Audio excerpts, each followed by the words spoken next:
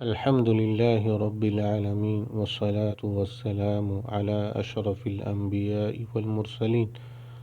سحری کھانا امت مسلمہ کی امتیازی خصوصیات میں سے ہے۔ سحری کے وقت سحری کھانا مسنون ہے۔ اس کھانے میں برکت ہے۔ اس وقت کھانے سے سارا دن قوت و توانائی برقرار رہتی ہے۔ سنت کا طریقہ یہ ہے کہ صبح صادق سے پہلے پہلے آخری وقت میں سحری کھایا جائے۔ سحری کا وقت دعا اور استغفار کا وقت ہے۔ سحری کرنے والوں پر اللہ کی رحمت ہوتی ہے اور فرشتے بھی ان کے لیے رحمت کی دعا کرتے ہیں۔ رسول اللہ صلی اللہ علیہ وسلم کا فرمان ہے، تسحروا فإن فی السحور برکہ، سحری کھایا کرو اس لیے کہ سحری کھانے میں یقیناً برکت ہے۔